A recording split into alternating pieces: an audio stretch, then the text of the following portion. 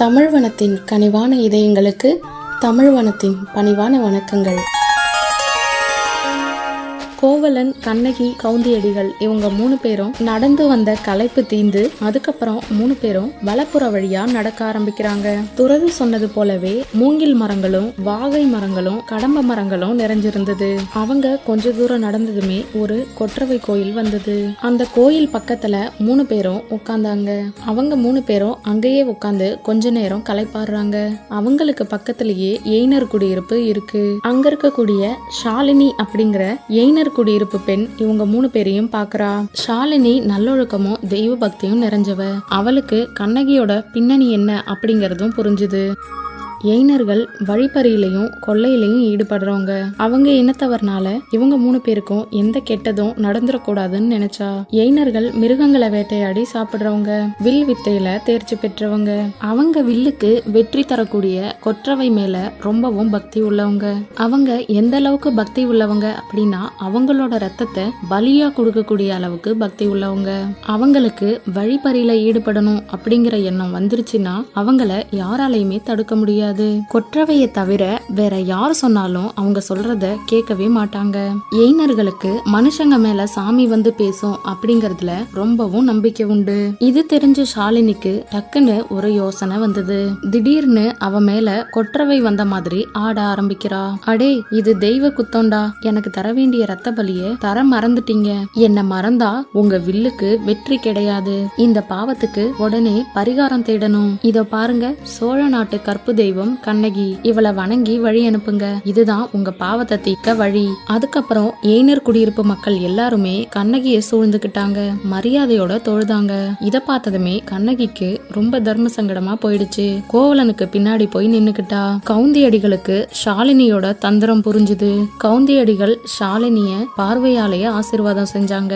அன்னைக்கு ராத்திரி 3 பேரும் அங்கேயே தங்கி ஓய்வெடுக்கிறாங்க.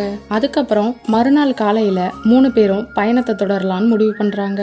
அதுக்கு முன்னாடி கோவலன் காலை கடன்களுக்காக கொஞ்ச தூரம் நடந்து போறான். வழியில எதிரில யாரோ வர்றத பாக்குறான். இவன் யாரு? இவனை புகார் நகர்ல எங்கேயோ பார்த்த மாதிரி இருக்கே அப்படின்னு கோவலன் நினைக்கிறான். அவனும் கோவலனை அடையாளம் கண்டுபிடிச்ச மாதிரி உத்து பார்த்தான். அவன் பேரு தான் கோசிகன். அவன் கோவலனை ஏற்கனவே 2-3 முறை பார்த்திருக்கான். மாசாத்துவனும் தன்னோட மகனை பத்தி ஒரு சில அடையாளங்களை அவனுக்கு சொல்லி இருந்தான். அந்த அடையாளங்களை கோசிகன் அவனுக்குள்ள பொருத்தி பார்க்கறான். ஆமா, இவன் கோவலனே தான் அப்படின்னு முடிவு செஞ்சுக்கிறான். எல்லா அடையாளங்களும் சரியாதான் பொருந்துச்சு. ஆனா பயண களைப்புனால ரொம்பவும் சோர்ந்திருந்ததுனால இவன் கோவலன் தானா அப்படின்னு யோசிக்கிறான். இவன் கோவலன் தான் அப்படிங்கறத நாம எப்படி உறுதிப்படுத்திக்கிறது அப்படின்னு கோசிகன் யோசிக்கிறான். அப்பதான் கோசிகனுக்கு பக்கத்துல குறுக்கத்தி வசந்தமல்லி கொடிப்பந்தலா வளர்ந்திருந்ததை பார்த்தான். குறுக்கத்தி கொடிப்பந்தல மாதவி பந்தல் அப்படின்னு சொல்லக்கூடிய வழக்கம் இருந்தது. கோசிகனுக்கு மொழி புலமை அதிகமா இருந்தது. கோசிகன் அதை வச்சு ஒரு யுக்தி செஞ்சான். அதை பார்த்து, மாதவியே, உன் காதலன் யாரோ, உன் மேல் பழி சொல் சொன்னவர் யாரோ, அதனாலதான் மாதவியோட கண்ணீர் துளி மாதிரி பூக்களை உதிர்க்கிறியா அப்படின்னு கோவலனோட காதுல விழற மாதிரி கோசிகன் கேட்டான். அது கோவலனோட கவனத்தை கோசிகன் பக்கமா இழுத்தது. கோவலன் கோசிகனை பார்த்து, ஐயா, நீங்க யாரு, எங்க இருந்து வரீங்க, நீங்க சொன்னதுக்கான அர்த்தம் என்ன இப்படின்னு கேள்விகளை கேக்குறான். உடனே கோசிகன் முகம் ரொம்பவும் பிரகாசமா இருந்தது.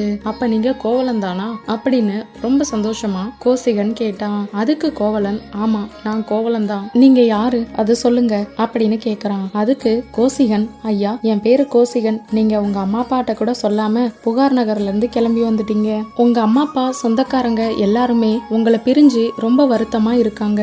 நீங்க எங்க இருந்தாலும் உங்களை தேடி கண்டுபிடிச்சு கூட்டு வர சொல்லி உங்க அப்பா சொன்னாரு அப்படின்னு கோசிகன் கோவலன் கிட்ட சொல்றான். நீங்க உடனே என்னோட புகார் நகருக்கு வாங்க. நீங்க இல்லாத புகார் நகரம் ராமன் இல்லாத அயோத்திய போல இருக்கு. எல்லாருமே ரொம்ப வருத்தத்துல இருக்காங்க அப்படின்னு கோசிகன் சொல்றான். அம்மா அப்பா எல்லாருமே கோவலனை காணாம ரொம்பவும் வருத்தத்துல இருக்காங்க அப்படின்னு கேட்ட செய்தி கோவலனை நெகிழ்வுற செஞ்சது. உடனே கோவலனுக்கு எல்லாரையுமே பார்த்தா பரவாயில்ல அப்படிங்கிற எண்ணம் வந்தது. ஆனா அவங்களை எல்லாம் எந்த மூஞ்ச வச்சுக்கிட்டு பாக்குறது? ஒரு தாசி மேல கொண்ட காதல்னால எல்லா சொத்துகளையும் இழந்துட்டேன். சொத்துக்களை எல்லாமே இழந்த பிறகுதான் எனக்கு புத்தி வந்தது அப்படின்னு எப்படி சொல்றது? ஒரு செல்வந்தனாக இருந்த சொந்த ஊர்ல அன்னாடங்காட்சியா இருக்க வெக்கப்பட்டுதான் வெளியூர் வந்தேன் அப்படிங்கறத எப்படி சொல்றது? 1008 பொற்காசுகளை ரொம்பவும் அலட்சியமா வீசி எறிஞ்ச நான் இன்னைக்கு அரை வயித்து கஞ்சிக்காக நாள் பூரா உழைக்கக்கூடிய நிலைமை வந்தது எப்படி சொல்றது? எங்க அம்மா அப்பா முகத்துல முழிக்கிற நிலைமையில நான் இப்ப இல்ல, வேணாம், என்னால அவங்கள பார்க்க முடியாது, நான் அவங்கள பார்க்க வரமாட்டேன் அப்படின்னு கோவலன் சொல்றான். கோவலனோட மனநிலை என்ன அப்படின்னு கோசிகனுக்கு புரிஞ்சுது. கோவலனோட மனநிலை கோசிகனுக்கு புரிஞ்சதும் அடுத்த ஆயுதத்தை கோசிகன் கோவலன் மேல வீசுறான். அது என்ன அப்படின்னா, இந்த வீடியோல கருத்துக்கள் உங்களுக்கு பிடிச்சிருந்தது அப்படின்னா லைக் பண்ணுங்க, கமெண்ட் பண்ணுங்க, ஷேர் பண்ணுங்க. சேனலை சப்ஸ்கிரைப் பண்ணி நோட்டிபிகேஷன்ல ஆல் செட் பண்ணி வச்சுக்கோங்க. அப்பதான் நாங்க போடுற வீடியோஸ் உங்களுக்கு உடனுக்குடனே அப்டேட் ஆகும்.